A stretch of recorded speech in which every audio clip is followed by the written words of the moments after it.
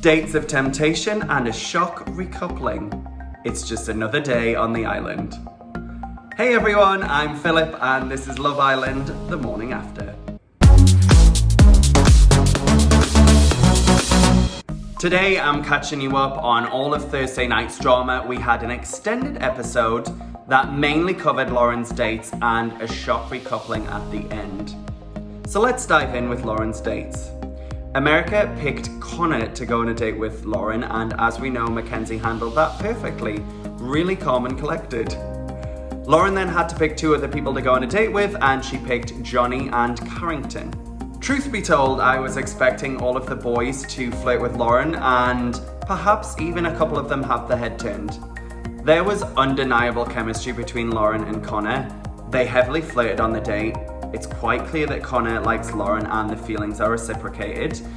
The most shocking part of the date with Connor and Lauren has to be Connor's admission that he and Mackenzie are incompatible. We all see it as viewers, but for him to outright say it was like, oh, so why are you together then? You can see the cogs in Lauren's head turning throughout the date, thinking exactly what we're all thinking at home, like, yeah, maybe it's time you tell her and break up so that you're not wasting each other's time. I feel like despite the fact that he protests them being incompatible, he likes the fact that Mackenzie is totally in on him and he likes being a little bit under the thumb. Him admitting that he's only had sex with 3 different people kind of speaks to his inexperience with women. He's probably never had a woman like Mackenzie, and so he doesn't know how to fully deal with that relationship.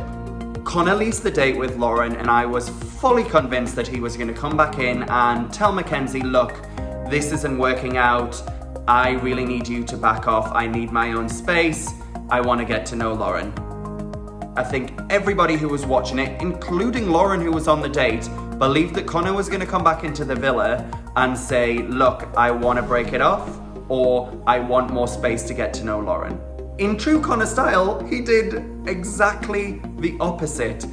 To give him his credit, he did tell her that she thought she was controlling and she needed to back off a bit, but then finished that with, so would you like to be my girlfriend? Connor, total pussy. He basically had the opportunity to do what Love Island is supposed to do and get to know girls in order to make sure that you are meeting the most compatible person for you, which isn't Mackenzie. You admitted it on the date, Connor. However, he chose to take the easy road, tell Mackenzie that he needed a little bit more space, and then ask her to be his girlfriend. The problem with Connor doing this is when Mackenzie is out of sight, it is going to be a case of out of sight, out of mind. I really believe that. I'm thinking about Love Island UK and, for example, Curtis and Amy in Love Island Season 5. Once Curtis went into Casa Amor and then had time to be tempted by other women, he came back and said, look, it turns out I'm really just not into you, Amy. And that is what I see is going to happen between Connor and Mackenzie. Except with Connor, I believe that he's going to find another girl in Casa Amor and come back in with her. So I'm putting that out there here. Things might change.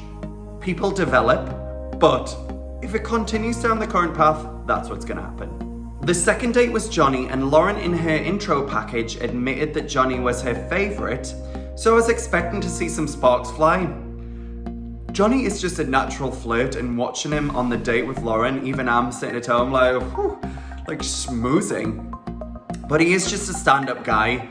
I love that he came back in and said, you know what, I am attracted to Lauren and I think I'm going to be attracted to other women. Because let's be honest, when you date or are in a relationship or even get married, you still find other people attractive. That never changes.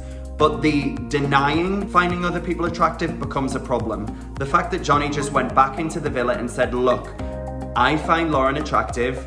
I know that there are going to be guys who come here that you find attractive, Sally, but I'm all in with you and I want to get to know you. They are my winners so far, and unless there's another couple who come in or get together who are more compatible, I think it's Johnny and Sally for the win. The last date, pussy number 2, Carrington. I want to be a fan of Carrington because he seems like a really nice guy. However, he's just confused about what he wants and he doesn't have the balls to say to Kirsten, you know, I'm more attracted to Lauren and I want to try it out with her. On the date, these two are far and away the most compatible in terms of their chemistry. There is definitely an energy, a spark between them that you can see as a viewer, and you're like, yes, you two should be together. This seems more compatible. Carrington admitted that he could be happier. So in that sense, you then know he has doubts, and admitting that you could be happier, that tells me that you should just be honest with Kirsten so you're not hurting her feelings. Just tell her, I want to be open and get to know other people. Mackenzie pulls Lauren aside after the date and apologizes to Lauren about the way she's acted and if she's made Lauren feel uncomfortable at all. She also lets Lauren know that Connor has made the big gesture about making Mackenzie his girlfriend, and you can see on Lauren's face she's like, oh, because on our date he was basically telling me he wants to get to know me, and now you're his girlfriend. Cool. Yeah. Don't worry, Lauren, you're not alone. We're all sitting here going, what? We also had a girl chat between Lauren and Kirsten. Kirsten pulled Lauren aside to say, look, you know, there's some awkwardness after the date, so let's just squash it and move on. Lauren brings up the date and how there was chemistry between her and Carrington, and Kirsten flat out lies to Lauren. She says to Lauren, yeah, Carrington came back and we've had a discussion and he said he wants to just be with me. No he didn't. He said he wants to get to know Lauren, so why the lies? That for me just showed Kirsten's insecurities, because why would you want to be with a guy if he doesn't fully want to be with you? This is a great opportunity for Kirsten to get to know other people as well. She's settled on the first person she's met as she's come in their villa. I actually really like Kirsten as a person, and with everything that's been going on between her and Carrington, I do think she deserves better. She should just use this situation to see whether Carrington is the guy she wants to be with. If he is a stand-up guy, he will come back to her, apologize, they will work it out, and they will be together. It was challenge time on this episode, my favorite challenge of the season so far, all washed up. It was a sexy car wash with the girls, and they basically had to slide down some slides and do some sexy dances, wash a car, and then make out with the guy of their choice. Following on from all the drama of the night before, it was very much game on for these women. Kirsten just coming out and being like, Carrington is my man, watch me move. It was very sexy and she was clearly making a statement. A shock of the game was Justine picking Caleb as the person she wanted to kiss. Justine had expressed that she wanted to get to know Caleb. I can't say that it was a full surprise, but I would have thought that she would have said something to Rachel before doing it. She went in there and basically claimed her man. She was like, Caleb, you're mine. Sorry, Rachel, but this is Love Island. Justine is also with Trey, and when she didn't pick Trey, everyone was like, what now? Later, Justine and Trey have a chat about it, and Justine says she does it to not hurt Trey's feelings. Okay. So the way to approach it, so you're not leading him on, is to kiss another guy. Yeah. Didn't really work out that way, and obviously Trey was annoyed and upset about it. Lauren was up and we're all sitting at home thinking, well, which guy's she gonna pick? No surprise, she picks Carrington.